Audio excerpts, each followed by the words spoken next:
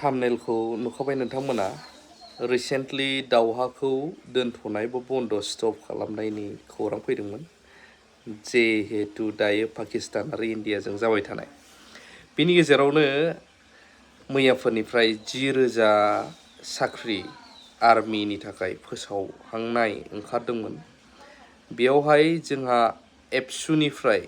बयनिफ्राय देरसिन dynamic leader मानगोनां दिपेन बर' सारा मोनसे फोसावथाय होदोंमोन गोनां जायोब्ला बर' जोहोलावजोफोरखौहाय 10,000 हरनो रेडि बा राजि बिथाङा मा बुंदोंमोन आं नैबे आपडेटखौ होगोन आरो नोंथांमोना मोनसे पिक नुदों जन खारजि आदानि फुल खौराङाव थांग्रोनि दिपेन बर' सार डायनामिक लिडारनि खौरांखौ जों लाग्रोगोन দেশৰ স্বাৰ্থত যদি নাগৰিককো চিভিলিয়ানকো যদি তাত নিয়োগ কৰা হয় নিখিল বড়ো ছাত্ৰ সন্থা বড়ো ৰাইজে এটা সিদ্ধান্ত আমি ল'ম যে 10,000 বড়ো যুৱকক দেশ ৰক্ষাৰ স্বাৰ্থত যদি ইণ্ডো পাক বৰ্ডাৰত যাই পেলাই যদি যুদ্ধ কৰিব লগা হয় আৰু যুদ্ধ কৰিবলৈ যোৱা আগতে যেনেকুৱা মানে সিভিল ডিফেন্সক মক ড্ৰিল কৰা হৈছিল তেনে এটা মানে ট্ৰেইনিং বা মক ড্ৰিল বা তেনে এটা যুদ্ধৰ পৰিৱেশ পৰিস্থিতিৰ ওপৰত যদি সকলো প্ৰশিক্ষণ যদি দিয়া হয় তেতিয়াহ'লে ভৱিষ্যতে যেতিয়াই দেশে মানে মাতিব বা দেশ ৰক্ষাৰ স্বাৰ্থত যেতিয়াই চৰকাৰে আমন্ত্ৰণ জনাব আমি সদায় সাজু আছোঁ দেশৰ স্বাৰ্থত প্ৰধানমন্ত্ৰী গৃহমন্ত্ৰী ডাঙৰীয়াই যি এটা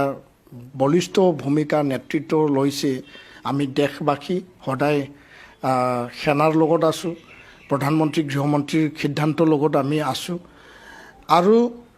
দেশৰ স্বাৰ্থত যদি নাগৰিককো চিভিলিয়ানকো যদি তাত নিয়োগ কৰা হয় নিখিল বড়ো ছাত্ৰ সন্থা বড়ো ৰাইজে এটা সিদ্ধান্ত আমি ল'ম যে 10,000 বড়ো যুৱকক দেশ ৰক্ষাৰ স্বাৰ্থত যদি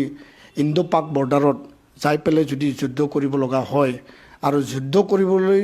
যোৱা আগতে যেনেকুৱা মানে সিভিল ডিফেন্সক মক ড্ৰিল কৰা হৈছিল তেনে এটা মানে ট্ৰেইনিং বা মক ড্ৰিল বা তেনে এটা যুদ্ধৰ পৰিৱেশ পৰিস্থিতিৰ ওপৰত যদি সকলো প্ৰশিক্ষণ যদি দিয়া হয় তেতিয়াহ'লে ভৱিষ্যতে যেতিয়াই দেশে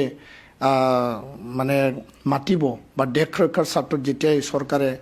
আমন্ত্ৰণ জনাব আমি সদায় সাজু मा बुंखो बिथां डायनामिक लिडार मस्ट पावारफुल गेदेर लिडार बर' हारिजों सायख'जानाय बिथां दिपेन बर' सारा हारिनि सिनस्रि लिडार दा खोथाया जाहैबाय मोजां आं सान्दों गुबुना सान्दोंना सानाखै मिथिया जाम्बाबाबो माबाबो सान्दों आं जे हरनोथ' होननानै लाबाय आरो दावहाया दोनथ'नायनि बुंबायमोन दा बिनि गेजेरावनो पाकिस्ताना माने फायरिं हरफिनबावनायाव ड्रन एटेक खालामबावनायाव BSF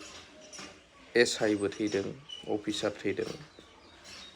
दा दावहाया कन्टिनिउ जाफिननायनि लामायाव बायदि नुहुरदों दा बे समावहाय दिपेन बर' सारा बुंदों 10,000 जोंनि बर' लाइमोनफोरखौ हरनो थिगासिनो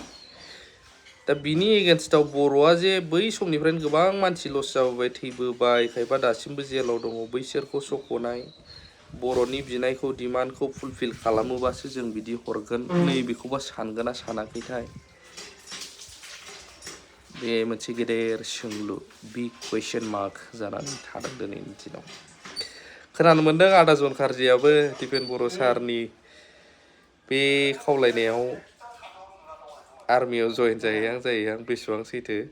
आदानिफ्राय फुल आपडेट लानानै नोंथांमोननो सम मिलायोब्ला खौराङाव होगौमोन